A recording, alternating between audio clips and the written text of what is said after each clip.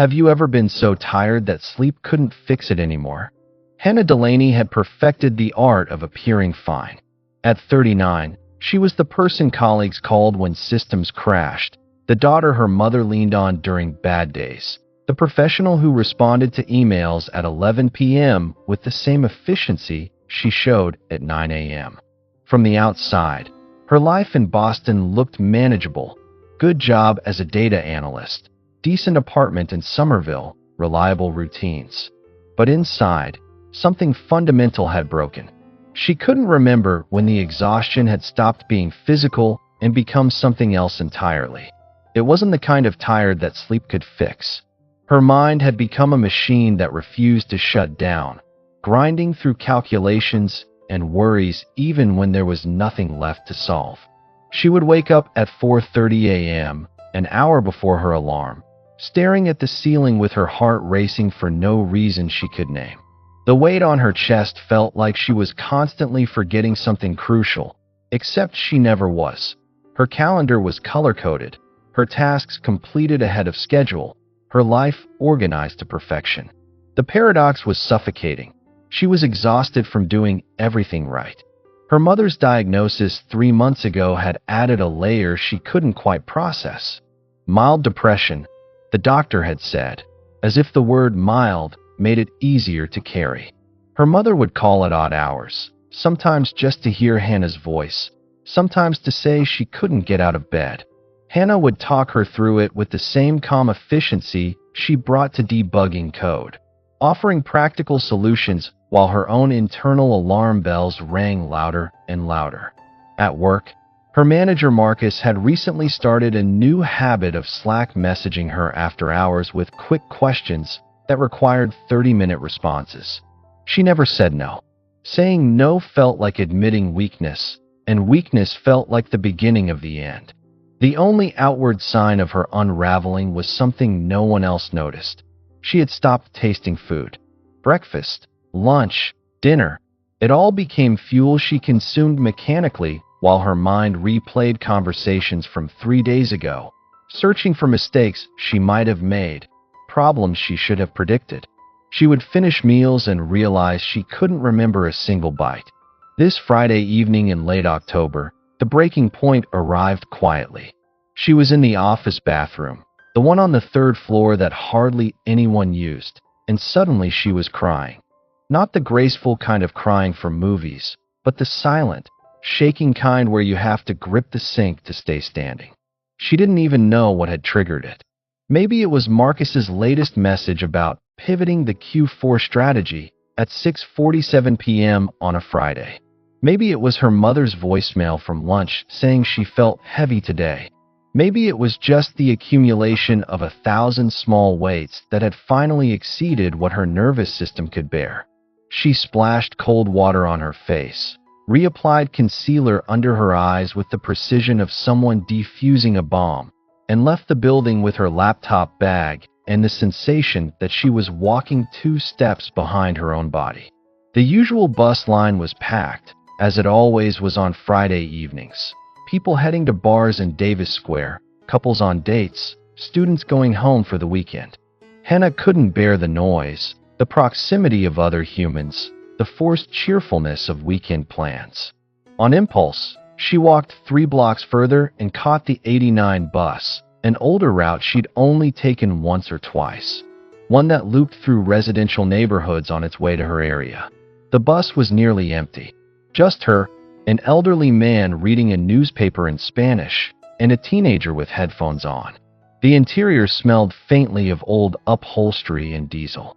Hannah took a window seat and pressed her forehead against the cool glass, watching the city blur past in the early darkness of autumn.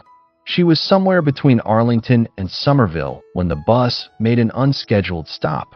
The driver announced in a tired voice that there was a mechanical issue and the route was being terminated early.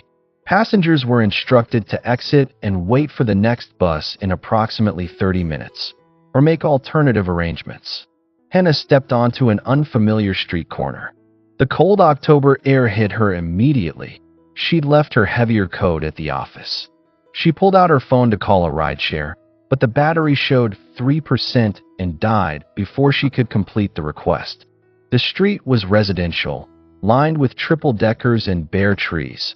No businesses in sight except for a warm glow coming from a storefront about half a block away. She was cold. She was tired in a way that had no bottom, and she desperately needed somewhere to just stop for a moment. The glowing storefront turned out to be a laundromat. The sign read Clark's 24-hour wash and fold in faded blue letters. Through the large windows, Hannah could see rows of washing machines, fluorescent lights softened by age, and steam rising from somewhere in the back. She hesitated at the door, then pushed it open. The warmth hit her first, followed by the smell: clean cotton, detergent, a hint of fabric softener, and the particular humidity of a room full of running machines. It was the smell of Saturday mornings in childhood, of care and routine, of things being taken care of. There was one person inside, a woman in her early 60s, folding towels at a long table near the back. She had steel gray hair pulled into a practical bun, hands that moved with the efficiency of decades of practice, and reading glasses perched on her nose. She looked up when Hannah entered, and her expression was neither welcoming nor unwelcoming, just neutral, accepting. "We're open," the woman said simply, as if Hannah might need permission to be there. My phone died, and the bus broke down," Hannah explained, though she wasn't sure why. "Can I just sit here for a minute? I'll wait for the next bus." "Sit wherever you want." The woman gestured vaguely at the rows of plastic chairs along the wall. "There's coffee in the corner if you want some. It's not good, but it's hot." Hannah chose a blue plastic chair near the window and sat down. She meant to just rest for a few minutes, but something about the space made her exhale for what felt like the first time all day. The rhythmic tumbling of machines created a kind of white noise that was almost meditative. The woman, Miriam, according to the name embroidered on her worn cardigan, went back to folding towels with methodical care, not looking at Hannah, not making conversation, not asking anything. After a few minutes, Miriam brought over a styrofoam cup of coffee without saying anything. Hannah accepted it with a quiet "thank you" and wrapped her hands around the warmth. They sat in companionable silence, the only sounds the machines and the occasional hiss of steam. "You look like you've been running a long time," Miriam said eventually, still folding. Her voice was matter-of-fact, not probing. Hannah felt something crack inside her chest. "I don't know how to stop." Miriam glanced up, and for a moment their eyes met. "You know what I learned running this place for 30 years? Sometimes people don't come here because their clothes are dirty. They come because they need a place that doesn't ask anything from them." Hannah's throat tightened. She wanted to dismiss it, to say she was fine, that she just needed to catch the next bus and get home. But sitting there in the yellow light, surrounded by the simple rhythm of wash cycles and the presence of someone who wasn't waiting for her to perform or produce or solve anything, she found she couldn't speak at all. She stayed for 40 minutes. Miriam never asked why. When Hannah finally stood to leave, Miriam simply said, "We're here every night if you need somewhere to wait for buses." It was an odd thing to say, but Hannah found herself nodding. The next evening, Saturday, Hannah had no reason to go near that neighborhood. Her laundry was done. Her errands were minimal. But by 8 p.m., sitting in her apartment with her laptop open to just catch up on a few things, she felt the familiar tightness building in her chest, that sensation of her mind accelerating with nowhere to go, thoughts spiraling faster than she could process them. She found herself on the 89 bus again. When she entered Clark's, Miriam was sorting quarters at the change machine and looked up with the barest hint of recognition. No surprise, no comment, just a small nod that said, "I see you." "Bus trouble again?"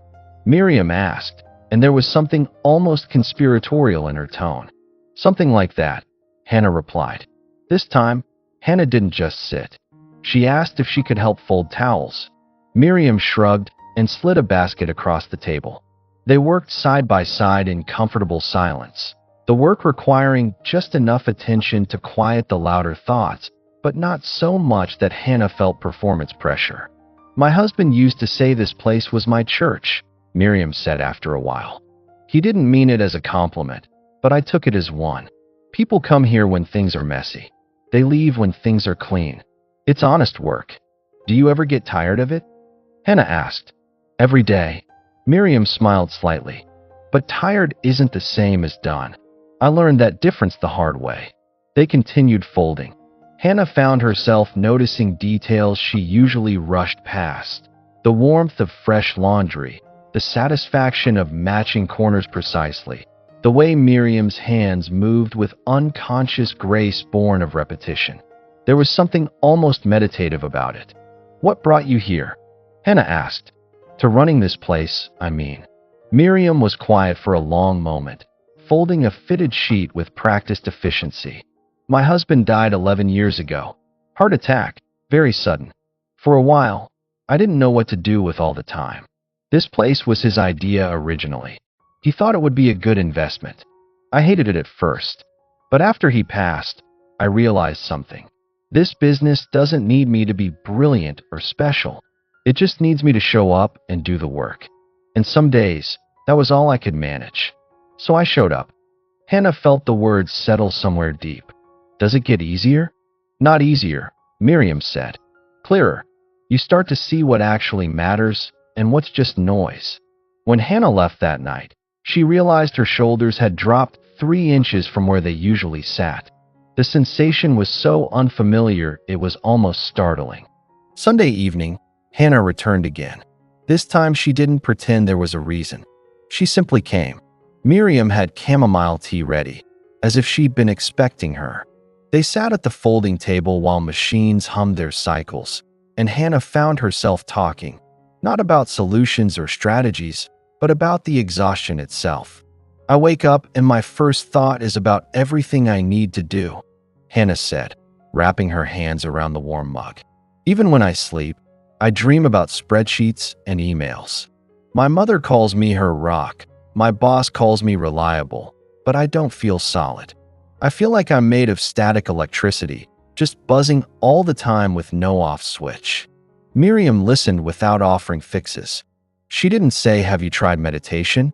or "Maybe you need a vacation." She just listened with the full attention of someone who knew that being heard was sometimes more healing than being advised. "My husband used to say I had a hummingbird mind," Miriam offered. "Always moving, always doing. He'd watch me clean the whole house on a Sunday and ask why I couldn't just sit. I didn't know how to tell him that sitting felt like drowning. The doing kept me above water." "What changed?" Hannah asked. "He died." Miriam's voice was gentle but direct. "And suddenly all the doing in the world couldn't fix the one thing that mattered. I had to learn to sit with what couldn't be solved. It nearly killed me at first. But slowly, very slowly, I learned that my mind wasn't the enemy. It was just overfired, like a muscle that had been clenched for so long it forgot how to relax." Over the following weeks, an unspoken rhythm developed. Hannah would come to the laundromat 3, sometimes 4 evenings a week. She'd fold towels, sort socks, sometimes just sit and listen to the machines. Miriam never made it transactional or therapeutic in an obvious way. She simply created space. One night, Miriam taught Hannah how to properly fold a fitted sheet, a skill that required full attention and physical presence. "You can't think your way through this," Miriam said. "You have to feel where the corners go." Hannah struggled at first, her analytical mind trying to create a system. But eventually, she stopped thinking and started sensing. The sheet folded correctly. It was such a small thing, but tears sprang to her eyes unexpectedly. "Why am I crying over a sheet?" she whispered. "Because you're finally here," Miriam said simply. "Not in your head. Here." The crisis came on a Wednesday in mid-November. Hannah's mother called her at work, voice thick with the kind of despair that made Hannah's stomach drop. She couldn't get out of bed. She felt too heavy. She needed Hannah to come over, to talk her through it, to make it better. Hannah tried. She stayed on the phone for 30 minutes, missing 2 meetings, while Marcus sent increasingly terse Slack messages about a client deliverable. She managed to calm her mother down enough to promise she'd visit after work, then dove into trying to salvage the work crisis. Marcus had escalated to catastrophic. By 6 p.m., she had 7 new tasks assigned for tomorrow, a passive-aggressive email from Marcus about team commitment, and a follow-up call from her mother asking when she'd arrive. Hannah tried to do both, working on her laptop at her mother's apartment while making encouraging conversation, but her mother could tell she was distracted and withdrew into hurt silence. Hannah left at 10 p.m. having satisfied no one, including herself. She didn't go home. She walked through the cold November darkness until her hands were numb, and then she got on the 89 bus. When she arrived at Clark's at nearly 11 p.m., she found Miriam in the process of closing up early. The lights were half off. Most machines were silent. Hannah's composure, maintained through sheer will for weeks, finally shattered. "I can't do this anymore," she said, and her voice came out broken. "I can't hold everyone together. I can't keep being the person who fixes things. My head won't stop. I don't know how to make it stop." She expected Miriam to offer comfort, advice, solutions. Instead, Miriam did something simple and radical. She unlocked the door she'd just locked, turned one washing machine back on with nothing in it, and sat down in the plastic chair next to where Hannah had collapsed. "Then don't stop it," Miriam said quietly. "Just sit here with me. The cycle passes. It always passes." They sat together in the mostly dark laundromat, listening to one empty machine run through its cycle. Miriam didn't try to fix Hannah's pain or minimize it. She just sat with her in it. Hannah cried, really cried, the kind of crying that comes from a place so deep you didn't know it existed. She cried for the exhaustion, for the pressure, for the loneliness of being everyone's solution while drowning internally. She cried for how long she'd been holding everything together with nothing holding her. When the worst of it passed, Miriam spoke. "You know what I learned? The mind doesn't rest when it finds answers. It rests when it feels safe. And you haven't felt safe in a long time, have you?" Hannah shook her head, unable to speak. "This world told you that your worth is in your usefulness," Miriam continued. "That if you stop producing, stop solving, stop being strong, you'll disappear. But that's a lie. You are not a machine. You are a person who got tired. And there is no shame in that. None." "How do I fix it?" Hannah whispered. "You don't fix it like it's a problem in a spreadsheet," Miriam said. "You give it what it actually needs. Rest. Real rest. Not a weekend off where you catch up on emails. Not a vacation where you plan every minute. Rest that doesn't ask you to be productive or impressive or helpful. Just rest." The washing machine finished its cycle with a gentle chime. The silence that followed felt sacred. "I don't know if I remember how," Hannah said. "That's why you keep coming back here," Miriam replied. "This is you remembering." 3 months later, on a cold February evening, Hannah walked into Clark's with a bag of homemade cookies and a small potted lavender plant. Miriam was at her usual station, folding towels, and looked up with genuine pleasure. "You look different," Miriam observed. "I feel different," Hannah said. The changes had been gradual, harder than she'd expected, and far from perfect. The week after her breakdown in the laundromat, Hannah had called a therapist, something she'd resisted for years because therapy was for people who couldn't handle things. She started twice-weekly sessions that were uncomfortable and necessary in equal measure. She'd set boundaries at work for the first time in her career. When Marcus messaged her at 9 p.m. with a quick question, she wrote back, "I'll address this tomorrow morning during work hours." The first time she sent it, her hands shook. But the world didn't end. Marcus adjusted. With her mother, she'd had the hardest conversation of her life. "I love you, and I want to support you. But I can't be your only support. You need professional help, and I need to be your daughter, not your therapist." Her mother had cried. Hannah had cried. But slowly, they were finding a healthier rhythm. She'd started small practices that felt almost embarrassingly simple. Making coffee in the morning and actually tasting it. Walking around the block without her phone. sitting in her apartment for 10 minutes, doing absolutely nothing productive. The first few times, the anxiety was overwhelming. But Miriam's words echoed. The cycle passes. She still had hard days. Days when the old patterns crept back, when her mind raced, when she felt the weight returning. But now she had something she hadn't had before, a reference point for what calm felt like. A memory of sitting in a laundromat, folding someone else's towels, and feeling her nervous system finally rest. I'm looking for a new job, Hannah told Miriam as they shared cookies. Something with actual boundaries. And I'm moving. Found a place near here, actually. I wanted to be able to walk to the laundromat without taking a bus. Miriam smiled. You don't need to keep coming here, you know. I know, Hannah said, but I want to. Not because I'm running from something anymore. Because I like it here. Because you taught me that rest isn't something you earn when you've completed everything. It's something you need to keep completing anything. They sat together in the familiar warmth, surrounded by the gentle sounds of machines doing their simple work. Hannah no longer came every night. Some weeks just once, some weeks not at all. But when she did come, it wasn't as a refugee from her own mind.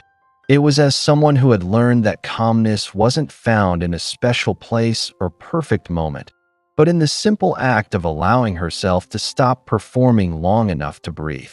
Outside, snow was beginning to fall. Inside, the machines hummed their endless cycles. And Hannah Delaney, who had spent so long proving she could handle anything, finally understood that the strongest thing she could do was admit when she needed somewhere safe to land. The truth she had learned was simple but revolutionary. When the mind is too tired to continue, it doesn't need more answers or better strategies. It needs permission to rest.